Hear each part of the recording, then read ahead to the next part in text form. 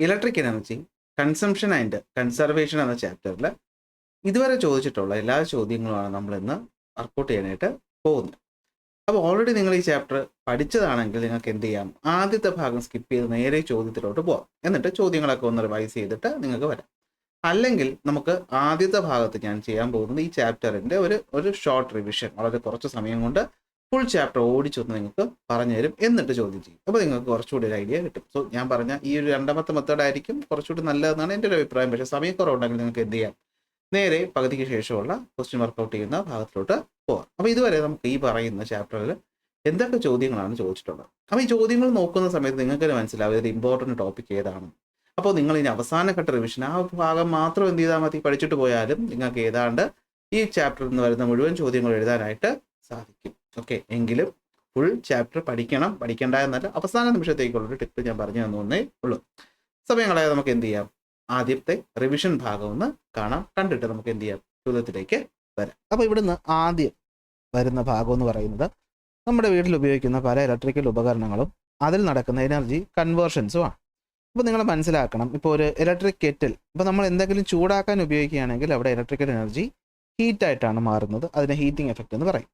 ഇനി മിക്സി ആണെങ്കിൽ റൊട്ടേറ്റ് ചെയ്യുകയാണ്. അപ്പോൾ മിക്സി, മോട്ടോർ, പമ്പ് സെറ്റ് അങ്ങനെയുള്ള ഏതെങ്കിലും സാധനങ്ങളൊക്കെ ആണെങ്കിൽ റൊട്ടേറ്റ് ചെയ്യുകയാണെങ്കിൽ അവിടെ ഇലക്ട്രിക്കൽ എനർജി എന്തായിട്ടാണ് മാറുന്നത്, മെക്കാനിക്കൽ എനർജി ആയിട്ടാണ് മാറുന്നത്. അപ്പോൾ അതിന് നമുക്ക് മെക്കാനിക്കൽ എഫക്റ്റ് എന്ന് വിളിക്കാനായിട്ട് പറ്റും. ഇനി ബൾബ് പോലെയുള്ള ഉപകരണങ്ങളിലാണെങ്കിൽ നമ്മുടെ ഇലക്ട്രിക്കൽ എനർജി എന്തായിട്ടാണ് മാറുന്നത്, ലൈറ്റ് എനർജി ആയിട്ടാണ് മാറുന്നത്. അപ്പോൾ ഇലക്ട്രിക്കൽ എനർജി ഒരു ഉപകരണം എന്ത് യൂസ്ഫുള്ളായ എനർജി ആയിട്ടാണോ മാറ്റുന്നത് അതിനാണ് നമ്മൾ അതിൻ്റെ എഫക്റ്റ് എന്ന് പറയുന്നത്. അപ്പോൾ ഇവിടെ പറഞ്ഞിട്ടുള്ള എല്ലാ ഉപകരണങ്ങളുടെയും എനർജി കൺവേർഷൻ ഓർത്ത് വയ്ക്കുക. പണ്ട് സിമ്പിളായിട്ട് പരീക്ഷയ്ക്ക് ചോദ്യങ്ങൾ വരുമ്പോൾ ചോദിക്കുമായിരുന്നു. സോ ഇനി നമുക്കത് പ്രതീക്ഷിക്കാം. നെക്സ്റ്റ് വരുന്നതാണ് heating effect of electric current. നമ്മൾ അതിനെ മറ്റേ പേര് പറഞ്ഞ് വിളിക്കുന്നത് എന്താണ്, ഓമിക് ഹീറ്റിംഗ് എന്ന് വിളിക്കുക, അല്ലെങ്കിൽ ജൂൾ ഹീറ്റിംഗ് എന്ന് വിളിക്കും. എന്താ സംഭവം, ഒരു കണ്ടക്റ്റിംഗ് വയറിലൂടെ ഇലക്ട്രിസിറ്റി കടന്നു പോകുമ്പോൾ അത് ചൂടാവുന്നതിനെയാണ് നമ്മൾ ഓമിക് ഹീറ്റിംഗ് അല്ലെങ്കിൽ heating effect of electrical current അല്ലെങ്കിൽ ജൂൾ ഹീറ്റിംഗ് എന്ന് വിളിക്കുന്നത്. കാരണം ഇതിനെപ്പറ്റി പറഞ്ഞ നിയമത്തിൻ്റെ പേര് ജൂൾ ലോ ആയതുകൊണ്ടാണ് ജൂൾ ഹീറ്റിംഗ് എന്ന് വിളിക്കുന്നത്. ഇനി ഓമിക് ഹീറ്റിംഗ് എന്ന് വിളിക്കുന്നത് എന്തുകൊണ്ടെന്ന് വെച്ച് കഴിഞ്ഞാൽ ഇവിടുത്തെ ഈ പറയുന്ന ഹീറ്റ് ഉണ്ടാകാനുള്ള കാരണം എന്ന് പറയുന്നത് മെറ്റീരിയലിൻ്റെ റെസിസ്റ്റൻസ് ആണ്. ഈ റെസിസ്റ്റൻസിനെ ഓവർകം ചെയ്യാൻ വേണ്ടിയിട്ട് കറണ്ട് ചെയ്യുന്ന വർക്കാണ് എന്തായിട്ട് മാറുന്നത്, ഹീറ്റായിട്ട് മാറുന്നത്. റെസിസ്റ്റൻസിൻ്റെ യൂണിറ്റ് അല്ലേ ഓം എന്ന് പറയുന്നത്. അപ്പോൾ അതുകൊണ്ടാണ് നമ്മളിതിനെ എന്ത് വിളിക്കുന്നത്, ഓമിക് ഹീറ്റിംഗ് എന്ന് വിളിക്കുന്നത്. ഓക്കെ, അങ്ങനെ ഇലക്ട്രിക്കൽ എനർജിയിൽ നിന്നും ഹീറ്റ് പ്രൊഡ്യൂസ് ചെയ്യുന്ന ആ ഉപകരണത്തിൻ്റെ മെയിൻ ഭാഗത്തിന് നമ്മൾ ഹീറ്റിംഗ് എലമെൻ്റ് എന്ന് വിളിക്കും. അപ്പോൾ കണ്ടക്ടറിലൂടെ കറണ്ട് കടന്നു പോകുന്ന സമയത്ത് റെസിസ്റ്റൻസ് ഓവർകം ചെയ്യാൻ വേണ്ടി ചെയ്യുന്ന വർക്കാണ് ഹീറ്റായിട്ട് മാറുന്നത്. അതുകൊണ്ടാണ് ഓമിക് ഹീറ്റിംഗ് എന്ന് പറയുന്നത്. കാരണം റെസിസ്റ്റൻസിൻ്റെ യൂണിറ്റ് ഓം ആണ്. ആ പറയുന്ന എമൗണ്ട് ഓഫ് ഹീറ്റ് പ്രൊഡ്യൂസിനെ പറ്റി പറഞ്ഞ നിയമം ജൂൾ നിയമം ആയതുകൊണ്ട് ജൂൾ ഹീറ്റിംഗ് എന്ന് വിളിക്കും. എല്ലാം കൊണ്ടും ഉണ്ടാകുന്ന എന്ത് തന്നെയാണ്, ഹീറ്റാണ്. അപ്പോൾ അങ്ങനെ ഹീറ്റ് ഉണ്ടാക്കുന്ന ആ ഒരു ഉപകരണത്തിൻ്റെ പ്രധാന ഭാഗമുണ്ടല്ലോ, അതിനാണ് ഹീറ്റിംഗ് ഓയിൽ എന്ന് വിളിക്കുന്നത്. അപ്പോൾ ഇവിടുന്ന് വരുന്ന ചോദ്യം, ഹീറ്റിംഗ് ഓയിൽ എന്ത് മെറ്റീരിയൽ കൊണ്ടാണ് ഉപയോഗിക്കുക അല്ലെങ്കിൽ പ്രൊഡ്യൂസ് ചെയ്യുന്നത്? ഉത്തരവാണ് നിക്രോം. നിക്രോം എന്താണ്, നിക്രോം എന്ന് പറയുന്നത് ഒരു അലോയി ആണ്. അപ്പോൾ അലോയി എന്ന് പറഞ്ഞാൽ എന്താ, മെറ്റലുകൾ ചേർന്നുണ്ടാകുന്ന അലോയി. എന്തുകൊണ്ടാണ് നമ്മൾ നിക്രോമിനെ യൂസ് ചെയ്തത് എന്നതാണ് അടുത്ത ചോദ്യം. അപ്പോൾ അതിൻ്റെ കണ്ടീഷൻസിലൊന്ന് ഹൈ ഓക്സിഡേഷൻ റെസിസ്റ്റൻസ് ആണ്. എന്ന് വെച്ചാൽ ആ ഓക്സിജനുമായി റിയാക്ട് ചെയ്ത് എന്ത് ചെയ്യത്തില്ല, ഇത് പെട്ടെന്ന് കൊറോഡ് ചെയ്ത് പോകത്തില്ല. ഇതിന് എന്ത് ചെയ്യാനുള്ള കഴിവുണ്ട്, ലോങ് ടൈമിൽ റെഡ് ഹോട്ട് സ്റ്റേറ്റിൽ ഇരിക്കാനുള്ള കഴിവ് ആർക്കുണ്ട്, നമ്മുടെ നിക്രോം വയറിനുണ്ട്. അപ്പോൾ അറിയാമല്ലോ, ഹീറ്റ് ഉൽപ്പാദിപ്പിക്കുന്നതിൻ്റെ അടിസ്ഥാനം റെസിസ്റ്റൻസ് ആണ്. സോ നിക്രോമിന് ഹൈ റെസിസ്റ്റിവിറ്റിയാണ് ഉള്ളത്. അപ്പോൾ റെസിസ്റ്റിവിറ്റി എന്ന് വെച്ചാൽ വേറൊന്നുമില്ല, ഒരു യൂണിറ്റ് ലെങ്തും യൂണിറ്റ് ഏരിയയുമുള്ള ഒരു കണ്ടക്ടർ കാണിക്കുന്ന റെസിസ്റ്റൻസ് ആണ് റെസിസ്റ്റിവിറ്റി എന്ന് പറയുന്നത്. Rho is equal to R/A/L ആണ് എന്തെന്ന് പറയുന്നത്, നമ്മുടെ റെസിസ്റ്റിവിറ്റിയുടെ ഫോർമുല എന്ന് പറയുന്നത്. റെസിസ്റ്റിവിറ്റിയുടെ യൂണിറ്റ് എന്ന് പറയുന്നത് എന്താണ്, ഓം മീറ്റർ ആണ്. അപ്പോൾ മെറ്റീരിയൽസിന് നമുക്ക് എത്രത്തോളം റെസിസ്റ്റൻസ് അത് തരും എന്നുള്ളത് കണ്ടുപിടിക്കാൻ റെസിസ്റ്റിവിറ്റി നോക്കിയാൽ മതി. റെസിസ്റ്റിവിറ്റി കൂടിയ ആൾക്ക് കൂടിയ റെസിസ്റ്റൻസ് ആയിരിക്കും. അപ്പോൾ നിക്രോമിന് റെസിസ്റ്റിവിറ്റി കൂടുതലാണ്. അതായത് എന്തായിരിക്കും, ചെറിയൊരു ലെങ്ത് ഓഫ് നിക്രോം വയർ എടുത്താൽ തന്നെ അതിൽ നല്ല രീതിയിൽ റെസിസ്റ്റൻസ് ഉണ്ട്. അപ്പോൾ എന്ത് പറ്റും, കൂടുതൽ എന്താണ് നമ്മൾ ഹീറ്റ് അല്ലെങ്കിൽ കൂടുതൽ വർക്ക് ചെയ്യേണ്ടി വരും. അങ്ങനെ കൂടുതൽ ഹീറ്റ് അവിടെ പ്രൊഡ്യൂസ് ചെയ്യും. അപ്പോൾ ഇതാണ് പ്രധാനപ്പെട്ട പോയിന്റുകൾ എന്ന് പറയുന്നത്. വേണമെങ്കിൽ നിങ്ങൾക്ക് ഇവിടെ ഡക്റ്റിലിറ്റി വേണമെങ്കിൽ ആഡ് ചെയ്യാം അല്ലേ, ചെറിയൊരു വയർ പോലെ ആക്കാനുള്ള കഴിവ് അതിനുണ്ട്. അപ്പോൾ ഡക്റ്റിലിറ്റി വേണമെങ്കിൽ നിങ്ങൾക്ക് ഇവിടെ ആഡ് ചെയ്യാം. ഇത് ചോദിക്കാൻ നല്ല ചാൻസ് ഉള്ളൊരു ചോദ്യമാണ്, പ്രോപ്പർട്ടീസ് ഓഫ് നിക്രോം അല്ലെങ്കിൽ പ്രോപ്പർട്ടീസ് ഓഫ് ഹീറ്റിംഗ് കോയിൽ. അപ്പോൾ ഞാൻ പറഞ്ഞു ഹീറ്റിംഗ് കോയിലുകളെല്ലാം എന്താണ്, നമ്മുടെ ഹീറ്റിംഗ് കോയിലുകളെല്ലാം എന്താണ് റെസിസ്റ്റിവിറ്റി കൂടിയ മെറ്റീരിയൽസ് ആണ് ഉപയോഗിക്കുന്നത്. ഇവിടെ നോക്കിയാൽ കാണാൻ പറ്റും. നമ്മളിവിടെ നോക്കിയേ നിക്രോമിൻ്റെ റെസിസ്റ്റിവിറ്റി എന്ന് പറയുന്നത് എന്താണ്, വളരെയധികം കൂടുതലാണ്. ബാക്കിയുള്ളവരെ നോക്കുമ്പോൾ സിൽവർ ആണ് ഏറ്റവും നല്ല കണ്ടക്ടർ, അപ്പോൾ റെസിസ്റ്റിവിറ്റി വളരെയധികം കുറവാണ്. അടുത്ത അലൂമിനിയം. ഓക്കെ, മനസ്സിലാവുമല്ലോ. അപ്പോൾ റെസിസ്റ്റിവിറ്റി എന്ന് പറയുന്നത് എന്താണ്, ഓക്കെ, ഒരു മെറ്റീരിയലിൻ്റെ ഇൻട്രൻസിക് പ്രോപ്പർട്ടിയാണ്. അത് അതിൻ്റെ റെസിസ്റ്റൻസ് എത്രത്തോളം ഉണ്ടാകുമെന്ന് തീരുമാനിക്കും. റെസിസ്റ്റിവിറ്റിയുടെ ഫോർമുലയാണ് rho is equal to R into A by L. ഇവിടെ തന്നിട്ടുള്ളത് റെസിസ്റ്റൻസിൻ്റെ ഫോർമുലയാണ്, യൂണിറ്റ് ഓം മീറ്റർ ആണ് എന്നുള്ളതും മനസ്സിലാക്കി വയ്ക്കുക. അടുത്ത് നമ്മൾ പഠിക്കുന്നത് ഹീറ്റ് ഉൽപ്പാദിപ്പിക്കുന്നത് എന്തിനെയൊക്കെ ഡിപ്പെൻഡ് ചെയ്യും, അഥവാ ജൂൾ നിയമത്തിലോട്ടാണ് നമ്മൾ പോകുന്നത്. അപ്പോൾ ഇവിടുത്തെ എക്സ്പെരിമെൻ്റ് തന്നിക്കുമ്പോൾ അല്ലെങ്കിൽ എക്സ്പെരിമെൻറ്റ് ചെയ്യുമ്പോൾ നിങ്ങൾക്ക് മനസ്സിലാക്കാൻ പറ്റും, കറണ്ട് എന്ന് പറയുന്നത് കൂടുമ്പോൾ ടെമ്പറേച്ചറും കൂടുന്നു. കറണ്ടിൻ്റെ സ്ക്വയർ ടൈംസ് ആയിട്ടാണ് ടെമ്പറേച്ചർ കൂടുന്നത്. അതായത് കറണ്ട് ഒന്നാകുമ്പോൾ ടെമ്പറേച്ചർ അതിൻ്റെ സ്ക്വയർ ടൈംസ്, 2 4 മടങ്ങ്, 3 9 മടങ്ങ് അങ്ങനെയാണ് മാറുന്നത്. അത് നമുക്കിവിടുന്ന് മനസ്സിലാക്കേണ്ടതാണ്. 2 സമയം, 3 മെറ്റീരിയൽ. അപ്പോൾ ഇവിടെ 2 മെറ്റീരിയൽ തന്നിട്ടുണ്ട്. അപ്പോൾ നിങ്ങൾക്ക് തന്നെ അറിയാം റെസിസ്റ്റിവിറ്റി കൂടിയ ആൾ നിക്രോമാണ്. അപ്പോൾ നിക്രോമിലായിരിക്കും കൂടുതൽ ഹീറ്റ് ഉണ്ടാകുന്നത്. So the amount of heat produced in a current carrying conductor എന്ന് പറയുന്നത് 3 കാര്യങ്ങൾ ഡിപ്പെൻഡ് ചെയ്യും. 1 കറണ്ട്, 2 എന്ന് പറയുന്നത് അവിടുത്തെ ടൈമാണ്, 3 എന്ന് പറയുന്നത് അവിടുത്തെ മെറ്റീരിയലിൻ്റെ എന്താണ് റെസിസ്റ്റൻസ് ആണ് എന്ന് കണ്ടെത്തിയിട്ടുണ്ട്.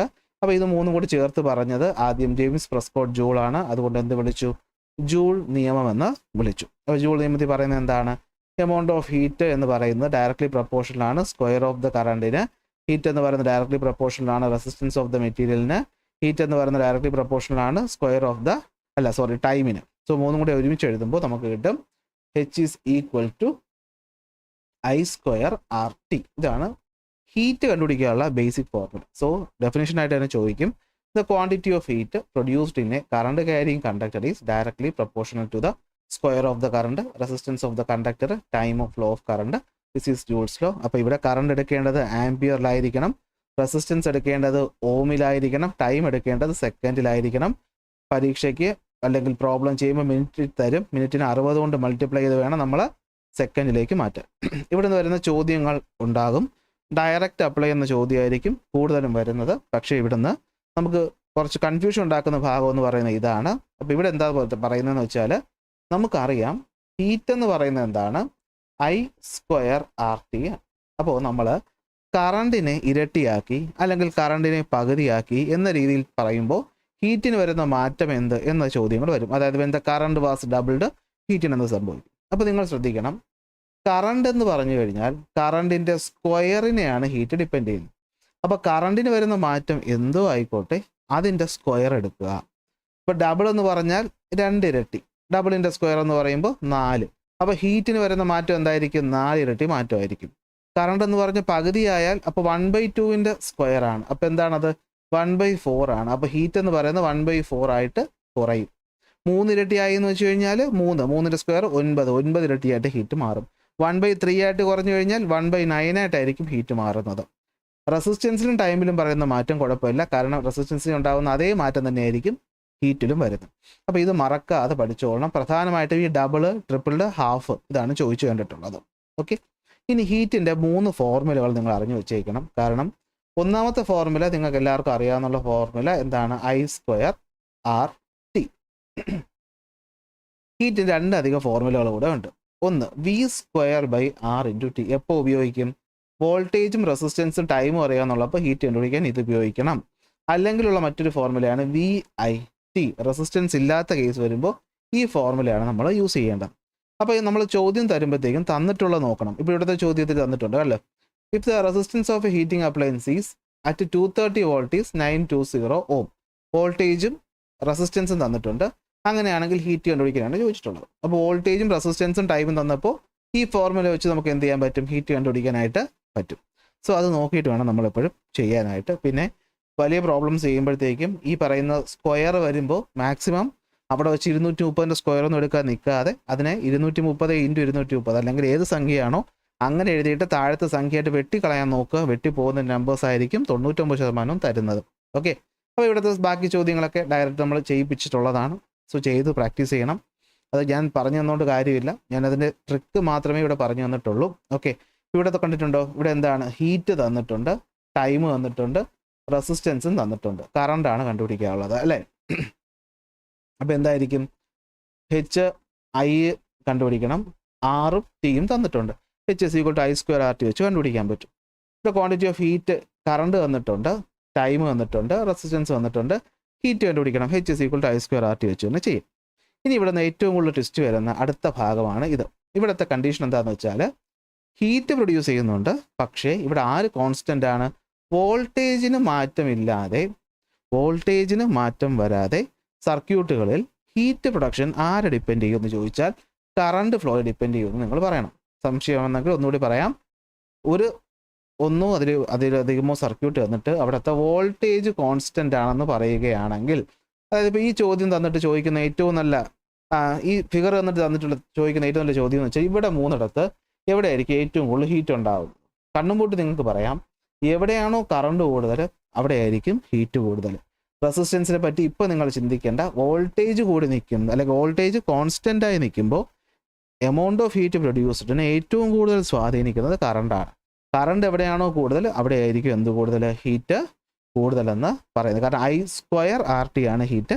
സോ ഐയുടെ സ്ക്വയർ വരുന്നതുകൊണ്ട് ഇവിടെ ഏറ്റവും കൂടുതൽ ഡിപ്പെൻഡ് ചെയ്യുന്ന എന്തിനായിരിക്കും, കറണ്ടിനെ ആയിരിക്കും. So if the voltage is constant, when the resistance in the circuit is decreased, the current increases, hence the quantity of heat produced increases. കണ്ടോ, പലപ്പോഴും സംശയം വരുന്നത് റെസിസ്റ്റൻസിന് ഡിപ്പെൻഡ് ചെയ്യും, സാറ് റെസിസ്റ്റൻസ് കുറയുകയല്ലേ അപ്പോൾ ഹീറ്റ് കുറയൂലേ എന്ന് ചിന്തിക്കരുത്. വോൾട്ടേജ് കോൺസ്റ്റൻ്റ് ആണെന്ന കണ്ടീഷൻ തരുന്നുണ്ട്.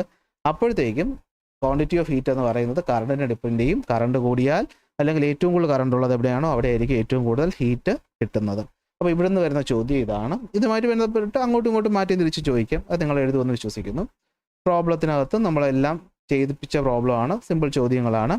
കേട്ടോ, വോൾട്ടേജ് കോൺസ്റ്റൻ്റ് ആണെങ്കിൽ, അപ്പോൾ വോൾട്ടേജ് കോൺസ്റ്റൻ്റ് എന്ന് പറയുമ്പോഴത്തേക്കും തന്നെ നിങ്ങൾക്ക് കാര്യം പിടികിട്ടും. ഇവിടെ നോക്കിയേ, calculate the quantity of heat produced if 2 ampere current flows through a electrical circuit operating at 230 volt for 15 minutes. What is the resistance of the heater? എങ്ങനെ ചെയ്യും? I തന്നിട്ടുണ്ട്, V തന്നിട്ടുണ്ട്, T തന്നിട്ടുണ്ട്. I തന്നിട്ടുണ്ട്, V തന്നിട്ടുണ്ട്, T തന്നിട്ടുണ്ട്.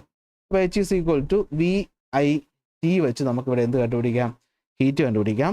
Heat കിട്ടിക്കഴിഞ്ഞാൽ, അല്ലെങ്കിൽ വിയും ഐയും അറിയാമെങ്കിൽ നമ്മുടെ ഓംസ് ലോ ഉണ്ടല്ലോ, V=I/R, അത് വെച്ച് നമുക്കിവിടെ R കണ്ടുപിടിക്കാനായിട്ട് പറ്റും. ഓക്കെ, അപ്പോൾ ഇങ്ങനത്തെ ചോദ്യങ്ങളാണ് ഇവിടെ വരുന്നത്. സിമ്പിളായിട്ട് നമുക്ക് ചെയ്യാനായിട്ട് പറ്റും. ഓക്കെ, ബാക്കിയെല്ലാം സെയിം ടൈപ്പ് ചോദ്യങ്ങളാണ് വരുന്നത്.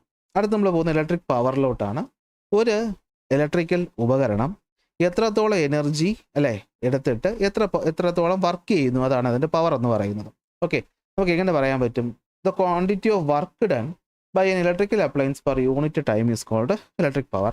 ഇവിടെ ഉറപ്പായിട്ട് ചോദിക്കുന്ന പവറിൻ്റെ യൂണിറ്റ് ആണ്. പവറിൻ്റെ യൂണിറ്റ് എന്ന് പറയുന്നത് നിങ്ങൾക്കറിയാം, വാട്ടാണ്, അഥവാ W ആണ് നമ്മുടെ പവറിൻ്റെ യൂണിറ്റ് എന്ന് പറയുന്നത്. അപ്പോൾ ഇതാണ് ഇലക്ട്രിക് പവർ എന്ന് പറഞ്ഞാൽ ഡെഫിനിഷൻ തന്നെ ചോദിച്ചിട്ടുണ്ട്. ക്വാണ്ടിറ്റി ഓഫ് വർക്ക് ഡൺ ആണ് എന്തെന്ന് പറയുന്നത്, പവർ എന്ന് പറയുന്നത്. ഓക്കെ, അപ്പോൾ നെക്സ്റ്റ് നമ്മൾ നോക്കിക്കഴിഞ്ഞാൽ അടുത്ത് വരുന്നത് എന്താണെന്ന് വെച്ചാൽ പവറിൻ്റെ ഫോർമുലയാണ്. അപ്പോൾ പവറിൻ്റെ ഫോർമുല പ്രോബ്ലം ചെയ്യാൻ ആവശ്യമായിട്ട് വരും. അത് വരുന്ന രീതി ചോദിക്കാൻ ചാൻസ് അറിയില്ല, എങ്കിലും ഇത്രയേ ഉള്ളൂ. ഹീറ്റിൽ നിന്ന് ബൈ ടൈം ചെയ്താൽ മതി. കാരണം ഒരു ഉപകരണത്തിൽ, ഒരു പ്യുവർലി റെസിസ്റ്റീവ് ആയിട്ടുള്ള ഒരു ഉപകരണത്തിൽ അത് ചെയ്യുന്ന വർക്ക് എന്ന് പറയുന്നത് എന്താണ്? ഹീറ്റ് ഉൽപ്പാദിപ്പിക്കുക എന്നുള്ളതാണ്. അപ്പോൾ പവർ എന്ന് പറഞ്ഞു കഴിഞ്ഞാൽ എന്താണ്? വർക്ക് ബൈ ടൈമാണ്. അതുകൊണ്ട് തന്നെ ഹീറ്റ് ബൈ ടൈമാണ്. അപ്പോൾ ഹീറ്റിൻ്റെ ഫോർമുല എഴുതിയിട്ട് അതിൽ നിന്ന് ബൈ T ചെയ്ത് കഴിഞ്ഞാൽ നമുക്ക് എന്ത് കിട്ടും? പവറിൻ്റെ ഫോർമുല കിട്ടും. ആദ്യം H=I²RT ഫോർമുലയിൽ നിന്ന് നമുക്ക് എന്ത് കിട്ടും? പവർ I²R എന്ന് കിട്ടും. V²/R × T യിൽ നിന്ന് നമുക്ക് V²/R എന്ന് കിട്ടും. VIT യിൽ നിന്ന് നമുക്ക് V×I എന്നും കിട്ടും. ഇതിൽ നമ്മൾ ഏറ്റവും കൂടുതൽ ഉപയോഗിക്കുന്ന ഫോർമുല പവർ V/I എന്നാണ്. മൂന്നിലും യൂണിറ്റ് എന്ന് പറയുന്നത് എന്താണ്? വാട്ടാണ്. Okay, power. ഇനി പവർ നമുക്ക് അറിയാമെങ്കിൽ, ടൈമും അറിയാമെങ്കിൽ, ഹീറ്റ് കണ്ടുപിടിക്കാൻ ഒരു ഫോർമുലയാണ്. അത് വേറൊന്നുമല്ല, പവർ എന്ന് വെച്ച് കഴിഞ്ഞാൽ ഞാൻ മുകളിൽ എഴുതി വെച്ചേക്കാണ് ഹീറ്റ് ബൈ ടൈം എന്ന്. അപ്പോൾ അതിൽ നിന്നും ഹീറ്റ് എന്ന് വെച്ച് കഴിഞ്ഞാൽ എന്തായിരിക്കും? പവർ × ടൈം ഫോർമുലയായിട്ട് നമുക്ക് ചെയ്യാനായിട്ട് പറ്റും. അപ്പോൾ അങ്ങനത്തെ ഒരു ചോദ്യം കണ്ടാൽ ഞെട്ടിപ്പോകരുത്. ഹീറ്റ് കണ്ടുപിടിക്കാൻ പറ്റും. പവറിന് ടൈം കൊണ്ട് മൾട്ടിപ്ലൈ ചെയ്താൽ നമുക്ക് ഹീറ്റ് കണ്ടുപിടിക്കാനായിട്ട് പറ്റും. സോ നിങ്ങൾ പഠിക്കുമ്പോൾ ടെക്സ്റ്റ് ബുക്ക് തന്നിട്ടുള്ള ചോദ്യങ്ങളെങ്കിലും മിനിമം ചെയ്തിട്ട് വേണം എന്ത് ചെയ്യാനായിട്ട്, പോകാനായിട്ട്. ഇനി ഇവിടെ അടുത്ത് വരുന്നൊരു ഭാഗം എന്ന് പറഞ്ഞു കഴിഞ്ഞാൽ പവർ റേറ്റിങ്ങിനെ പറ്റിയാണ്. അതായത് ഓരോ ഉപകരണത്തിലും പവർ റേറ്റിംഗ് ഉണ്ടാകും. അതായത് 230 വോൾട്ട് വോൾട്ടേജ് കൊടുത്തു കഴിഞ്ഞാൽ 100 വാട്ട് പ്രൊഡ്യൂസ് ചെയ്യും. ഇങ്ങനത്തെ പവർ റേറ്റിങ്ങിൻ്റെ ഉദ്ദേശം എന്താണെന്ന് ചോദിക്കാൻ നല്ല ചാൻസ് ഉണ്ട്. ഇത്രയേ ഉള്ളൂ. ഈ പറയുന്ന റേറ്റഡ് വോൾട്ടേജ് കൊടുത്താൽ മാത്രമേ റേറ്റഡ് പവർ കിട്ടുള്ളൂ. വോൾട്ടേജ് കുറഞ്ഞാൽ അപ്പോൾ തരുന്ന പവറും എന്ത് ചെയ്യും, കുറയും എന്നതാണ് ഇതിൻ്റെ അർത്ഥം. Okay, the appliance operate above or below that given voltage, the power will vary accordingly. That is if the voltage increases the power increases and if the voltage decreases the power will decrease. അപ്പോൾ ഇതാണ് power റേറ്റിങ്ങിൻ്റെ ഉദ്ദേശം എന്ന് പറയുന്നത്. ഇനി power റേറ്റിംഗായിട്ട് ചോദ്യം ചെയ്യുമ്പോൾ മനസ്സിലാക്കേണ്ടത് 230 വോൾട്ടിൽ 100 വാട്ട് പവർ തരുന്നൊരു ഉപകരണം 150 വോട്ട് ആകുമ്പോൾ എത്ര പവർ വരുമെന്ന് ചോദിച്ചാൽ നിങ്ങൾ റെസിസ്റ്റൻസ് കണ്ടുപിടിച്ചിട്ട് വേണം ചെയ്യാൻ. നമുക്ക് റേഷ്യോ വെച്ച് ചെയ്യാൻ പറ്റും, പക്ഷേ അത് ചെയ്യരുത്. എന്ത് ചെയ്യണം, നമ്മൾ ഫോർമുല, ഏത് ഫോർമുല, V²/R ഫോർമുല വെച്ചിട്ട് R കണ്ടുപിടിക്കണം. ഓക്കെ, V²/, ഇപ്പോൾ ഞാൻ ചോദിച്ച ചോദ്യം മനസ്സിലായല്ലോ. 230 വോൾട്ടിൽ 100 വാട്ട് തരുമെങ്കിൽ, ചുമ്മാ ഞാൻ ഒരു നമ്പർ പറയുകയാണെ, 150 വോൾട്ടിൽ എത്ര പവർ തരും? അല്ലെങ്കിൽ തിരിച്ചും ചോദിക്കാം, എത്രയാണ് 50 വാട്ട് പവർ വരുന്നത് ഏത് വോൾട്ടേജിലാണ്? എന്ത് വന്നാലും നമുക്ക് ആദ്യം തന്നിരിക്കുന്ന സ്റ്റേറ്റ്മെൻറ്റിൽ വെച്ചിട്ട് P = V²/R വെച്ചിട്ട് R കണ്ടുപിടിക്കാൻ പറ്റും. അടുത്ത് രണ്ടാമത് ഒന്നുകിൽ പവറോ വോൾട്ടേജോ ഒന്ന് തന്നേക്കും, അതെടുത്ത് കൊടുത്തിട്ട് ഇതേ R തന്നെ അവിടെ കൊടുത്തിട്ട് നമുക്ക് കണ്ടുപിടിക്കാൻ പറ്റും. കാരണം ഉപകരണത്തിൻ്റെ വോൾട്ടേജ് മാറുമ്പോൾ പവർ മാറും, പക്ഷേ റെസിസ്റ്റൻസ് എന്ന് പറയുന്നത് ഒരിക്കലും മാറത്തില്ല. അത് ആദ്യമുള്ളത് തന്നെ ആയിരിക്കും. ഇവിടുത്തെ ചോദ്യം നോക്കി, if at what applied voltage will an electrical heating appliance marked 800 watt 240 volt produces 200 what. കണ്ടോ, 800 വാട്ട് 240 തന്നിട്ടുണ്ട്. ഇത് വെച്ചിട്ട് നമുക്ക് R കണ്ടുപിടിക്കാം. എങ്ങനെയാണ്? ഇപ്പോൾ P = V²/R. അപ്പോൾ ഇതിൽ നിന്ന് നമുക്ക് R എന്ന് വെച്ച് കഴിഞ്ഞാൽ എന്തായിരിക്കും? V²/P ആയിരിക്കും. P² ഇവിടെ എത്രയാണ്? 240 × 240 P എത്രയാണ്? പവർ 800 എന്ന് ചെയ്തിട്ട് നമുക്കിവിടെ R കിട്ടും. ഈ R എടുത്ത് രണ്ടാമത്തെ കണ്ടീഷന് കൊടുക്കണം. രണ്ടാമത്തെ കണ്ടീഷന് പവറാണ് വന്നിട്ടുള്ളത്. എത്രയാണ്? 200 വാട്ട് എന്ന്. അപ്പോൾ ഇവിടെ ചോദിച്ചിട്ടുള്ളത് എന്താണ്? വോൾട്ടേജ് ആണ്. പക്ഷേ റെസിസ്റ്റൻസ് നമുക്ക് ഇവിടെ നിന്ന് കിട്ടും. സോ ആ റെസിസ്റ്റൻസ് വെച്ചിട്ട് എന്താണ്? P = V²/R. ഇതിൽ നിന്നും V² എന്ന് വെച്ച് കഴിഞ്ഞാൽ എന്തായിരിക്കും? P × R. V എന്ന് വെച്ച് കഴിഞ്ഞാൽ എന്തായിരിക്കും? √P × R വെച്ച് നമുക്ക് ചെയ്യാനായിട്ട് പറ്റും. ഈ ടൈപ്പ് ചോദ്യങ്ങൾ ഇവിടുന്ന് ഉറപ്പായിട്ട് വരും. ഇത് നിങ്ങൾ ഷുവറായിട്ട് എഴുതി വെച്ചോ. ഇവിടുന്ന് ഈ ടൈപ്പ് ചോദ്യം വരാൻ ചാൻസ് നല്ല കൂടുതലാണ്. അപ്പോൾ ഇതാണ് പവറിനകത്ത് വരുന്നത്. ഇനി വരുന്നത് വാട്ട് അവർ മീറ്റർ ആണ്. ഇലക്ട്രിക്കൽ എനർജിയുടെ കൺസംഷൻ അളക്കാൻ വേണ്ടി ഉപയോഗിക്കുന്ന ഉപകരണമാണ് വാട്ട് അവർ മീറ്റർ എന്ന് പറയുന്നത്. അപ്പോൾ ഇവിടെ എങ്ങനെയാണ്? പവറിനെ ടൈം കൊണ്ട് മൾട്ടിപ്ലൈ ചെയ്തിട്ടാണ് നമ്മൾ വർക്ക് ചെയ്യിപ്പിക്കുന്നത്.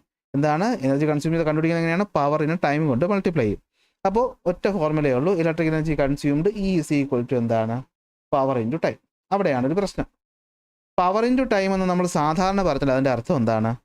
പവർ എന്ന് പറയുന്നത് വാട്ടിലും ടൈം എന്ന് പറയുന്നത് സെക്കൻഡിലും. അപ്പോൾ എനർജി കിട്ടുന്നത് വാട്ട് സെക്കൻഡ് എന്ന് പറയുന്ന യൂണിറ്റിലായിരിക്കും. പക്ഷേ നമുക്ക് വീടുകളിൽ വാട്ട് സെക്കൻഡ് അല്ല, ഞാനിവിടെ യൂണിറ്റ് എന്ന് പറയണമെങ്കിൽ എനിക്കിവിടെ കിട്ടേണ്ടത് കിലോ വാട്ട് എന്ന് പറയുന്ന പവറിലും ടൈം എന്ന് പറയുന്നത് അവറിലും ആയിരിക്കും. അപ്പോഴേ നമ്മൾ തന്നെ ഇലക്ട്രിക്കൽ എനർജിയുടെ യൂണിറ്റ് എന്ന് വിളിക്കുകയുള്ളൂ. കണ്ടോ, യൂണിറ്റ് എന്ന് വിളിക്കുകയുള്ളൂ. അപ്പോൾ അത് കിട്ടാൻ വേണ്ടി നമ്മൾ ചോദ്യം ചെയ്യുമ്പോൾ ശ്രദ്ധിക്കേണ്ട കാര്യം എന്താണെന്ന് വെച്ച് കഴിഞ്ഞാൽ, നമുക്ക് തന്നിട്ടുള്ള പവറിനെ വാട്ട്, അതിന് കിലോ വാട്ടിലോട്ട് മാറ്റാൻ പവർ തന്നിട്ട് അതിന് 1000 കൊണ്ട് ഡിവൈഡ് ചെയ്യണം. ടൈം എന്ന് പറയുന്നത് അവറിൽ തന്നു കഴിഞ്ഞാൽ അവറിലുള്ള ടൈം തന്നെ അങ്ങ് എടുത്ത് എഴുതിയാൽ മതി. ഇനി അവറിലല്ലെങ്കിൽ എന്താണ്? 60 × 60 കൊണ്ട് മൾട്ടിപ്ലൈ ചെയ്ത് മാറ്റിക്കൊള്ളണം. അത്രയേ ഉള്ളൂ. ഓക്കെ, അപ്പോൾ 3600 കൊണ്ടായിരിക്കും മാറുന്നത്. ഇത് ചെയ്യാൻ മറന്നു പോകരുത്. ഇനി ഇവിടുത്തെ മറ്റൊരു സംഭവം വരുന്നതെന്ന് വെച്ച് കഴിഞ്ഞാൽ, ഇപ്പോൾ നമുക്ക് ഇവിടുത്തെ ടൈപ്പ് ചോദ്യം. ഓക്കെ, പവർ തന്നേക്കും, ടൈം തന്നേക്കും, നമുക്ക് എനർജി കണ്ടുപിടിക്കാം. Power into time by 1000.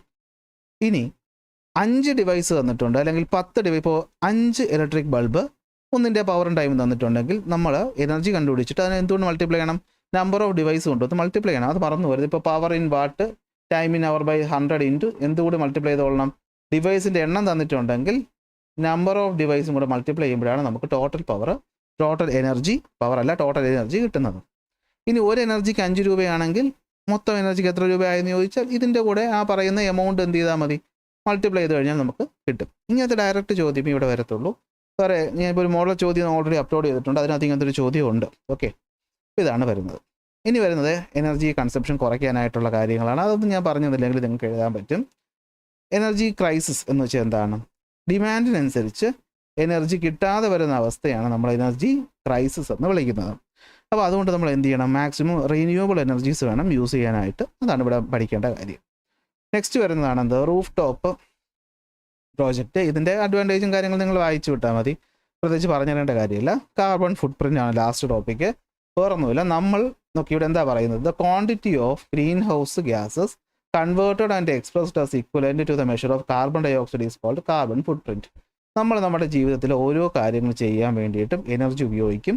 ആ എനർജി ഉപയോഗിക്കുന്നതിൻ്റെ ഫലമായിട്ട് ഗ്രീൻ ഹൗസ് ഗ്യാസസ് എമിറ്റ് ചെയ്യും.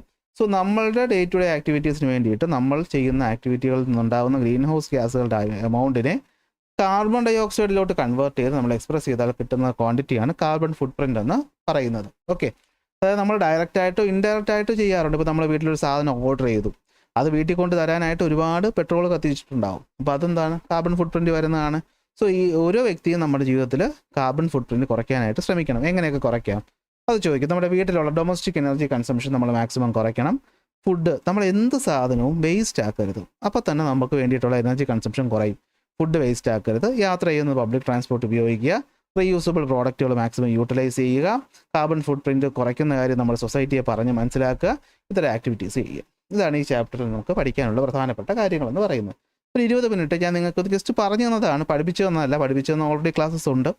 സോ ഇത്രയാണ് ഇവിടുന്ന് പ്രധാനമായിട്ട് നമ്മൾ അറിഞ്ഞിരിക്കേണ്ട കാര്യം. അപ്പോൾ ഈ ചാപ്റ്റർ പഠിച്ചു കഴിഞ്ഞെങ്കിൽ അടുത്ത് നമുക്ക് എന്ത് ചെയ്യാം, നേരെ ചോദ്യത്തിലോട്ട് പോവാം. ഓക്കെ, സോ ഫസ്റ്റ് ക്വസ്റ്റ്യനിലോട്ട് വരാം. എന്താണ് ഒന്നാമത്തെ ചോദ്യത്തിൽ ചോദിച്ചിട്ടുള്ളത്? The diagram shows a simple electric circuit with a resistor R connected to a cell. How much heat is generated in the resistor in 10 seconds എന്നാണ് ചോദ്യം. കണ്ടുപിടിക്കാനുള്ളത് അപ്പോൾ എന്താണ്, how much heat is generated. അപ്പോൾ ഹീറ്റാണ് കണ്ടുപിടിക്കാനുള്ളത്. എന്തൊക്കെ തന്നിട്ടുണ്ട് നമുക്ക് തന്നിട്ടുള്ളത് എന്തൊക്കെയാണ്? ഇതാ തന്നിട്ടുള്ള സർക്യൂട്ട് നോക്കിയാൽ കാണാൻ പറ്റും. ഒരു ബാറ്ററി ഉണ്ട്, അവിടുത്തെ കറണ്ട് I തന്നിട്ടുണ്ട്, എത്രയാണ് 2 ആംപിയർ.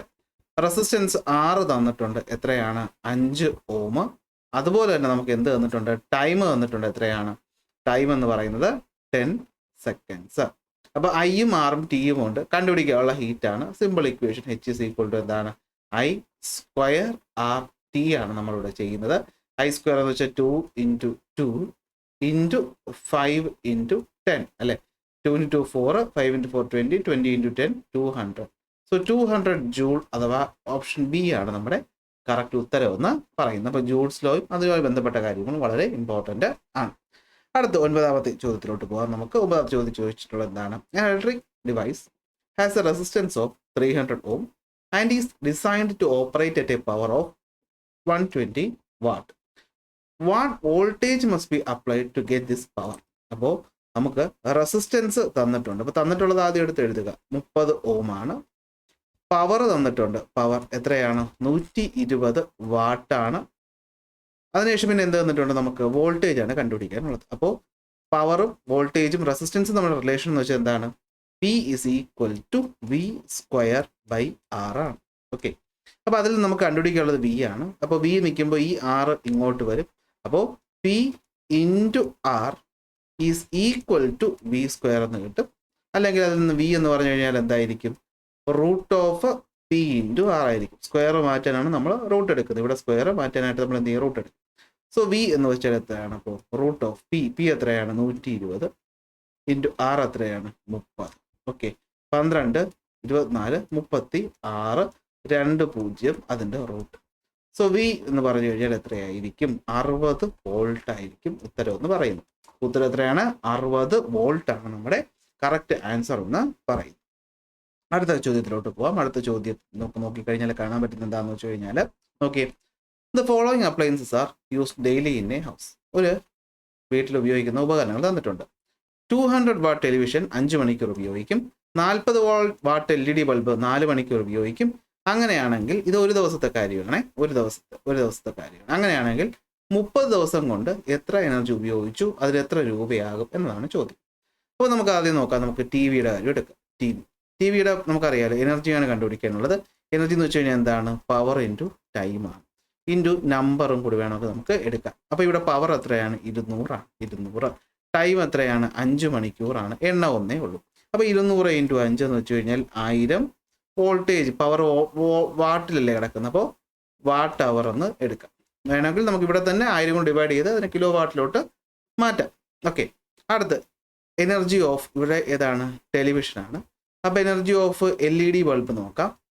40 വാട്ടാണ് പവർ, × ടൈം എത്രയാണ് 4 മണിക്കൂർ ആണ്. അപ്പോൾ 40 × 4. ഓക്കെ, എത്ര എണ്ണം ഉണ്ട്? നമ്പർ 4 എണ്ണം ഉണ്ട് അല്ലേ?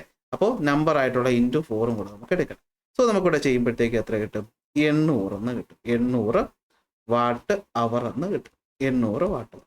അപ്പോൾ ഒരു ദിവസം ഇത് രണ്ടുമാണ് പ്രവർത്തിക്കുന്നത്. അപ്പോൾ 1 ഡേ, ഒരു ദിവസത്തെ കാര്യം നമ്മൾ നോക്കിക്കഴിഞ്ഞാൽ ഒരു ദിവസം ടി വിയും ബൾബും പ്രവർത്തിക്കുന്നുണ്ട്. സോ 1000 വാട്ട് അവർ പ്ലസ് എത്രയാണ്? 800 വാട്ട് അവർ.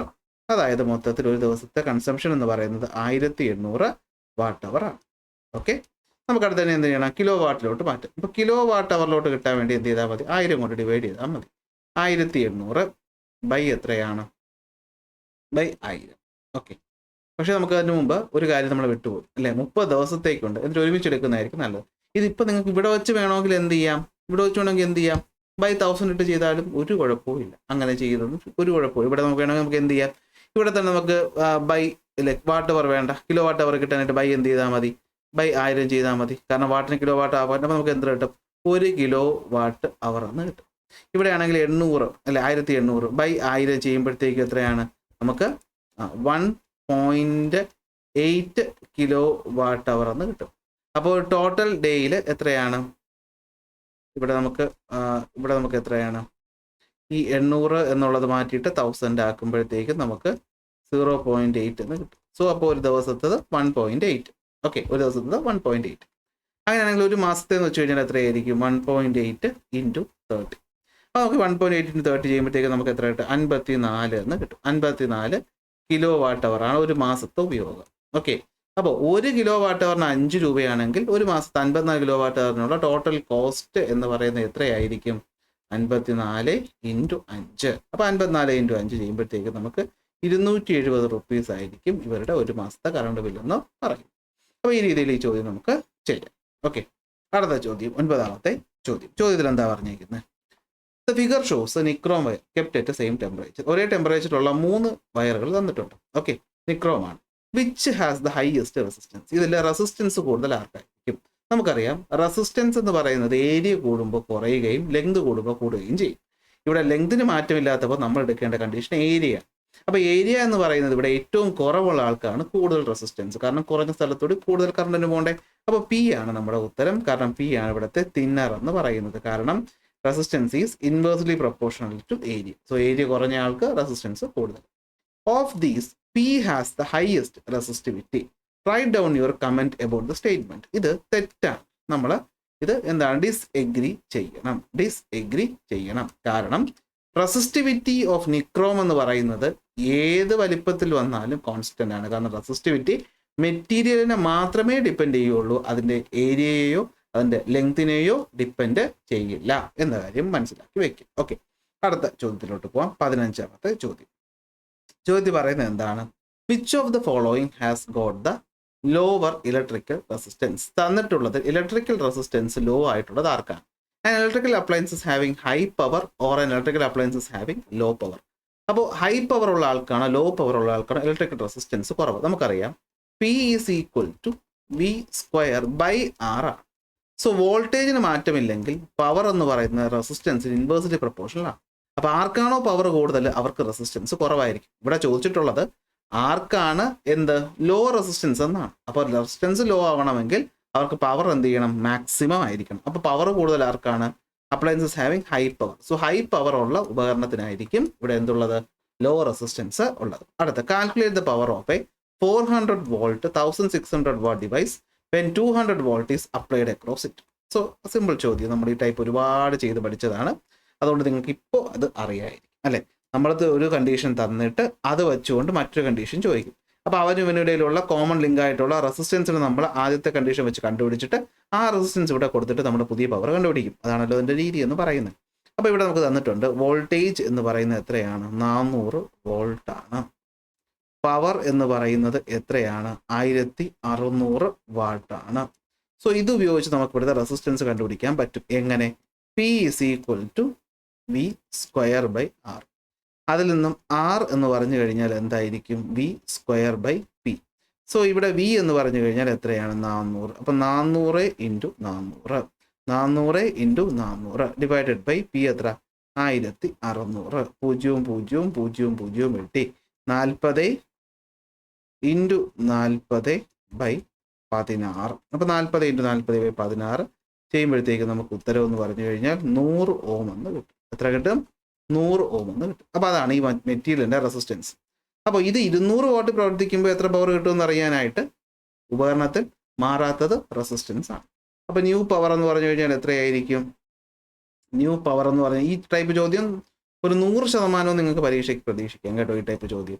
അപ്പോൾ ന്യൂ പവർ എന്ന് വെച്ചാൽ പി എന്തായിരിക്കും? പുതിയ voltage 200.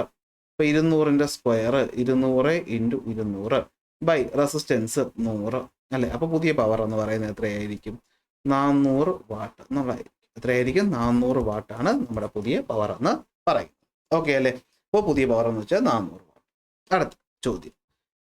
And house in A house 4 lamps of 60 watt each used for 3 hours a day and 6 lamps of 40 watt each used for 4 hours a day. Calculate the total energy consumed by them in 30 days.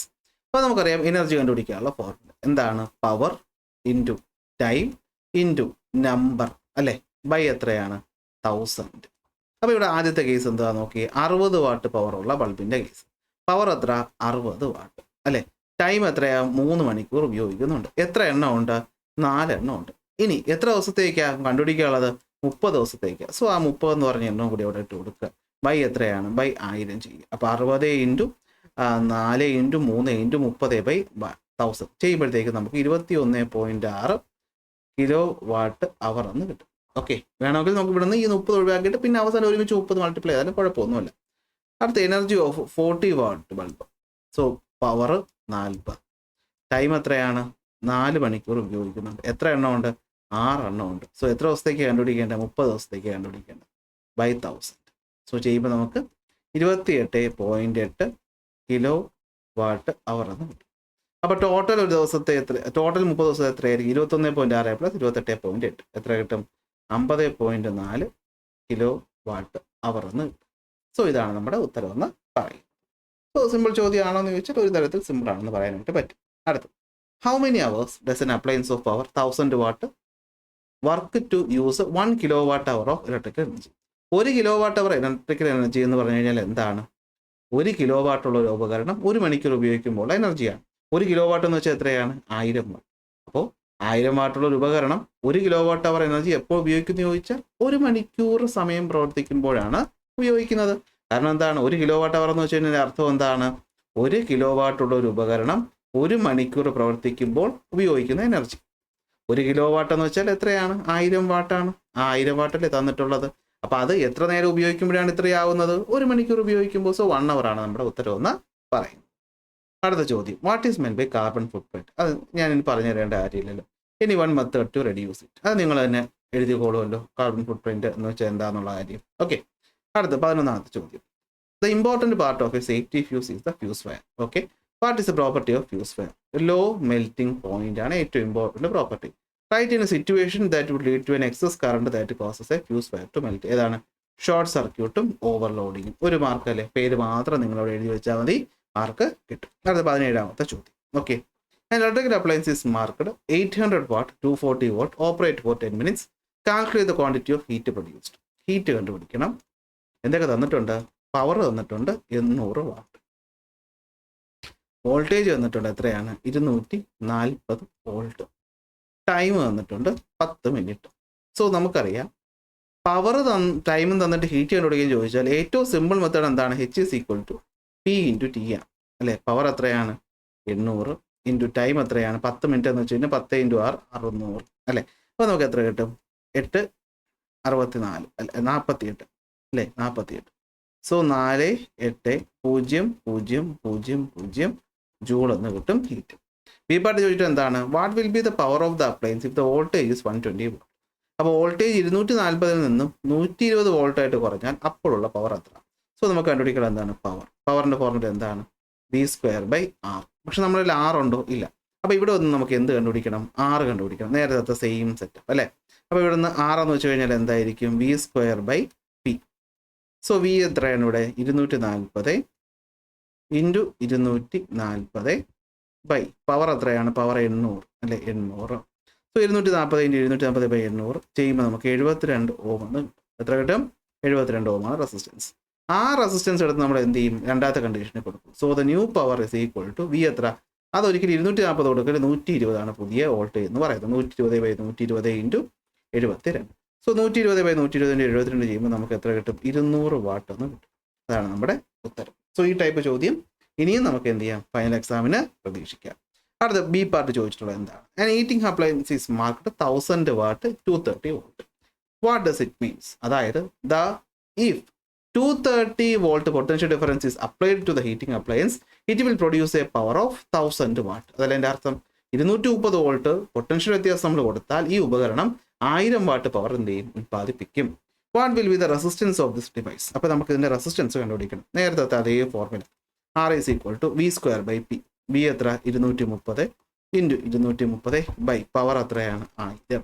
So 230/230 × 1000 എന്ന് പറയുമ്പോൾ 52.9 ഓം എന്ന് കിട്ടും.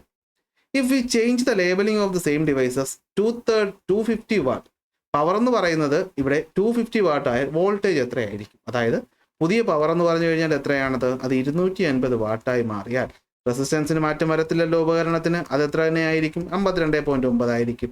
അങ്ങനെയാണെങ്കിൽ ഇവിടുത്തെ voltage എത്ര എന്നാണ് ചോദ്യം. കണ്ടുപിടിക്കാം. എന്താണ്, V² is equal to √P × R. നേരത്തെ നമ്മൾ ഇന്ന് ചെയ്ത ചോദ്യത്തിൽ അതേ ടൈപ്പ്. പി എത്രയാണ്, 250 × 52.9 ചെയ്യുമ്പോഴത്തേക്ക് നമുക്ക് 115 വോൾട്ട് എന്ന് കിട്ടും. ഇതാണ് നമ്മുടെ ഉത്തരം എന്ന് പറയുന്നത്. അടുത്ത മൂന്നാമത്തെ ചോദ്യത്തിൽ പറഞ്ഞേക്കുന്നത് എന്താണ്, കണ്ടക്ടിവിറ്റി, അത് റെസിപ്രോക്കൽ ഓഫ് റെസിസ്റ്റിവിറ്റിയാണ്. ജൂൾസ് ഹീറ്റിംഗ് എന്ന് പറഞ്ഞു കഴിഞ്ഞാൽ എന്താണ്, അത് ഓമിക് ഹീറ്റിംഗ് ആയിട്ട് നമുക്ക് കണക്കാക്കാം. റെസിസ്റ്റിവിറ്റിയുടെ യൂണിറ്റ് ഓം മീറ്റർ ആണ്. ഹീറ്റിംഗ് എലമെന്റ് എന്ന് പറയുന്നത് ഓക്സിഡേഷൻ റെസിസ്റ്റന്റ് ആയിട്ടുള്ളതാണ്. സോ 1ന്റെ ഉത്തരം 2, 2ന്റെ ഉത്തരം എന്ന് പറയുന്നത് 4, 3ന്റെ ഉത്തരം എന്ന് പറയുന്നത് 1, 4ന്റെ ഉത്തരം എന്ന് പറയുന്നത് 3. സോ ഡി ആണ് നമ്മുടെ കറക്റ്റ് ഉത്തരം എന്ന് പറയുന്നത്. അടുത്ത 10ാമത്തെ ചോദ്യം, A heating appliance operating at 200 volt produces 1200 joule at 1 minute. Calculate the resistance of the device. അപ്പോൾ റെസിസ്റ്റൻസ് ആണ് കണ്ടുപിടിക്കേണ്ടത്. അപ്പോൾ നമുക്കറിയാം H is equal to V²/R × T എന്ന ഫോർമുല ആയിരിക്കും നമുക്കിവിടെ ഉപയോഗിക്കേണ്ടത്, അല്ലേ? കാരണം H is equal to I²R ഉപയോഗിക്കാൻ ഇവിടെ I തന്നിട്ടില്ല, VIT ഉപയോഗിക്കാൻ നമുക്കിവിടെ I ഇല്ല. അപ്പോൾ വിയും ആറും ഐയും തമ്മിൽ കണക്ട് ചെയ്യുന്ന ഇക്വേഷൻ ഇതാണ്. സോ നമുക്ക് ഇവിടുന്ന് കണ്ടുപിടിക്കാനുള്ള എന്താണ്, റെസിസ്റ്റൻസ് ആണ് കണ്ടുപിടിക്കേണ്ടത്. അപ്പോൾ ഇതിൽ നിന്ന് റെസിസ്റ്റൻസ് എന്ന് വെച്ച് കഴിഞ്ഞാൽ എന്തായിരിക്കും, അത് V²/H × T ആയിരിക്കും. വി എത്രയാണ്, 200. അപ്പോൾ 200 സ്ക്വയർ എന്ന് പറയുമ്പോൾ × 200 ഹീറ്റ് എത്രയാണ് തന്നിട്ടുണ്ട് ചോദ്യത്തിൽ, 12,000 ഇൻറ്റു ടൈം എത്രയാണ്, 1 മിനിറ്റ് എന്ന് വെച്ച് കഴിഞ്ഞാൽ 60 സെക്കൻഡ്. 1 മിനിറ്റ് എന്ന് വെച്ച് കഴിഞ്ഞാൽ 60 സെക്കൻഡ്. സോ 0 0 വെട്ടി 0 0 വെട്ടി 0 0 വെട്ടി 20 × 20 × 6/12 ചെയ്യുമ്പോഴത്തേക്ക് നമുക്ക് റെസിസ്റ്റൻസ് എന്ന് പറയുന്നത് 260 ഓം എന്ന് കിട്ടും. എത്ര കിട്ടും, 260 ഓം എന്ന് കിട്ടും. ഓക്കെ, ഇതാണ് നമ്മുടെ ഇവിടുത്തെ ഉത്തരം എന്ന് പറയും. Okay, 14 we need to reduce carbon footprint. Same ചോദ്യം, ഉത്തരം ഞാൻ പറയുന്നില്ല. അടുത്ത 9ാമത്തെ ചോദ്യത്തിൽ എന്താ പറഞ്ഞിരിക്കുന്നത്, if the circuit given in the circuit given below when current was for 5 minutes 900 joule of heat energy is produced in the first circuit and 3600 joule of energy is produced in the second circuit. Explain the reason why more heat energy is produced in the second circuit. അപ്പോൾ ഇവിടെ നോക്കിയാൽ കാണാൻ പറ്റും, രണ്ട് സ്ഥലത്തും voltage എന്ന് പറയുന്നത് constant ആണ്. നമുക്കറിയാം വോൾട്ടേജ് എന്ന് പറയുന്നത് കോൺസ്റ്റന്റ് ആണെങ്കിൽ റെസിസ്റ്റൻസിന് അനുസരിച്ച് കറണ്ട് എന്ത് ചെയ്യും, ഇൻവേഴ്സ്ലി പ്രപ്പോർഷണൽ ആയിരിക്കും. ഇവിടെ നോക്കിയാൽ ഇവിടെ 48 ഓം റെസിസ്റ്റൻസും ഇവിടെ 24 ഓം റെസിസ്റ്റൻസും ആണ്. റെസിസ്റ്റൻസ് കുറവ് എവിടെയാണ്, ഇവിടെയാണ്. അപ്പോൾ ഇവിടെ ആയിരിക്കും കൂടുതൽ ഹീറ്റ് ഉണ്ടാവുന്നത്. കാരണം നമുക്കറിയാം ഹീറ്റ് ഈസ് ഈക്വൽ ടു എന്താണ്, I²RT ആണ്. സോ കറണ്ട് കൂടിയാൽ അതിൻ്റെ സ്ക്വയർ ടൈംസ് ഹീറ്റ് കൂടും. സോ വോൾട്ടേജ് കോൺസ്റ്റന്റ് ആണെന്ന കണ്ടീഷൻ തന്നിട്ടുണ്ടെങ്കിൽ മാത്രമേ ഇത് ആപ്ലിക്കബിൾ ആയിട്ടുള്ളൂ. വോൾട്ടേജ് കോൺസ്റ്റന്റ് ആണെങ്കിൽ റെസിസ്റ്റൻസ് മാറിയാൽ അതനുസരിച്ച് കറണ്ടും മാറും. അതായത് റെസിസ്റ്റൻസ് കൂടിക്കഴിഞ്ഞാൽ കറണ്ട് കുറയും, കറണ്ട് കുറഞ്ഞാൽ ഹീറ്റ് കുറയും. 900 ജൂളേ ഉള്ളൂ. ഇവിടെ റെസിസ്റ്റൻസ് കുറവാണ്, അപ്പോൾ കറണ്ട് കൂടുമ്പോൾ ഹീറ്റ് കൂടും, 3600 ജൂൾ. സോ അതാണ് ഇവിടുത്തെ ഉത്തരം എന്ന് പറയുന്നത്. സോ ഇത്രയും ചോദ്യങ്ങളാണ് ഈ ചാപ്റ്ററിൽ നിന്ന് ചോദിച്ചിട്ടുള്ളത്. കണ്ടോ, നിങ്ങൾ കാര്യം ശ്രദ്ധിച്ചോ, വളരെ കുറച്ച് ടോപ്പിക്കിൽ നിന്ന് മാത്രമേ ഈ ചാപ്റ്ററിൽ ചോദ്യങ്ങൾ വന്നിട്ടുള്ളൂ. അപ്പോൾ ഈ ചോദ്യങ്ങൾ ഈ പാറ്റേൺ നല്ല രീതിയിൽ പഠിച്ചിട്ട് പോയാൽ ഇവിടെ നിന്നുള്ള മാർക്ക് നിങ്ങൾക്ക് സുഖമായിട്ട് കിട്ടും. ഓക്കെ, അപ്പോൾ എല്ലാവർക്കും നല്ലൊരു സ്കോർ ചെയ്യാൻ പറ്റട്ടെ എന്ന് ഞാൻ ആശംസിക്കുന്നു. അടുത്ത ക്ലാസ്സിൽ അടുത്ത ടോപ്പിക്കായിട്ട് കാണാം.